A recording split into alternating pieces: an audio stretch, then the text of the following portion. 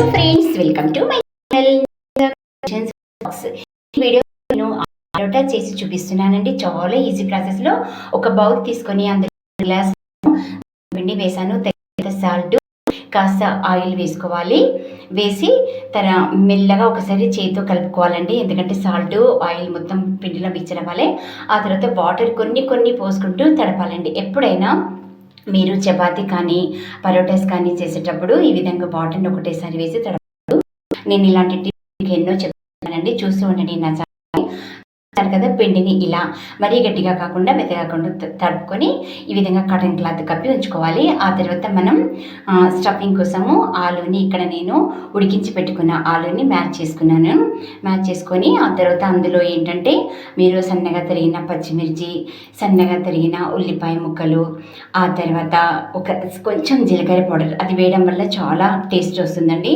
తర్వాత గరం మసాలా అయినా చాట్ మసాలా అయినా వేసుకోవచ్చు. ఇక్కడ ఎర్రమిర్చి, రెడ్ మిర్చి మీకు తెలుసు కదా, కారం. ఆ తర్వాత తగినంత సాల్ట్. మీకు కావాలనుకుంటే కొత్తిమీర, కరివేపాకు వేసుకోవచ్చు, కొత్తిమీర వేసుకోవచ్చు, క్యారెట్ కూడా వేసుకోవచ్చు. బట్ నేను ఇక్కడ ఏంటంటే ఆలు పరోటా కాబట్టి ఓన్లీ ఆలుతో అయ్యే టేస్ట్ ఎలా ఉంటుందనేది మీకు చూపించాలని చేశాను.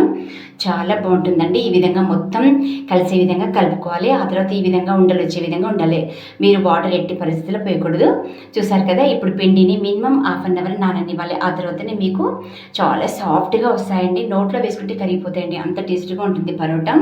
పిల్లలు మనం తినమంటే చపాతీ కానీ తినరు కాబట్టి ఇలా మనం డిఫరెంట్గా చేస్తే చాలా బాగుంటుంది. సో ఇలా మనం వెడల్పు అనుకొని పిండిని చేతితో తీసుకొని ఈ విధంగా వెడల్పు పుచ్చుకొని తర్వాత అందులో ఈ మిక్చర్ని పెట్టేసుకొని చుట్టూ ఈ విధంగా ఫోల్డ్ చేసుకోవాలి. అంతే, చాలా సింపుల్ అండి. ఇలా చేసుకొని కాస్త పిండి బయటకు రాకుండా ఈ విధంగా మంచిగా చేతిలోనే ప్రెస్ చేసుకొని మీరు కాస్త అన్నీ వాటెవర్ మనం ఏవైతే చేసి పెట్టుకున్నామో అవన్నీ కూడా సేమ్ యాజ్ ఇట్ ఈజ్ ఇదే ప్రాసెస్లో పెట్టుకుంటూ వెళ్ళిపోవాలి. ఆ తర్వాత చూస్తున్నారు కదా, ఈ విధంగా నేను ఇంకా మీకు ఏ వెరైటీస్ కావాలన్నా వంటల్లో నేను చేసి చూపిస్తానండి. ఇన్స్టెంట్ అప్పట్లో కూడా చాలా డిఫరెంట్ ఐటమ్స్ కూడా నేను పెడతాను. సో ఫ్రెండ్స్, నా ఛానల్ని చూస్తూ ఉండండి. చూస్తున్నారు కదా, ఈ విధంగా చేసి పెట్టుకొని ఆ తర్వాత మనం ప్యాన్ వేడెక్కేదాకా పక్క పెట్టుకొని ఇక్కడ మనం కాస్త పొడి పిండి వేసుకుంటూ మెల్లగా చపాతీని రోల్ చేసుకోవాలండి. ఇది గట్టిగా ప్రెస్ చేయకూడదు. 4 సైడ్స్ మెల్లగా చేసుకుంటూ ఈ విధంగా తీసి ప్యాన్ వేడెక్కాక ఈ పరోటాని వేసుకొని కాస్త వేడయ్యాక ఉంచేసి మనం యాక్చువల్గా అయితే కొందరు బటర్ తినేవారు ఉంటే బటర్ వేసుకోవచ్చు, ఆయిల్ అయితే ఆయిల్ కూడా వేసుకోవచ్చు. కాకపోతే పరోటాలు బటర్తో చేస్తేనే చాలా టేస్టీగా ఉంటుందండి. సో అందుకని ఇక్కడ బటర్ వేసాను. 2 సైడ్స్ కూడా బటర్ వేసి కాల్చుకోవాలి. అప్పుడే చాలా టేస్టీగా ఉంటుందండి. నాకైతే చాలా బాగా నచ్చింది, ఇంట్లో కూడా సూపర్ ఉందన్నారు. సో అందుకనే నేను ఇక్కడ వీడియోలో కూడా మీకు చూపిస్తున్నాను. ఈ విధంగా చేయండి. బటర్ తినని వాళ్ళు ఉంటే ఆయిల్ కూడా పెట్టుకోవచ్చు. సో చూస్తున్నారు కదా, ఇలా 2 సైడ్స్ మలిపేసి కాల్చుకోవాలండి. చాలా ఈజీ అండి.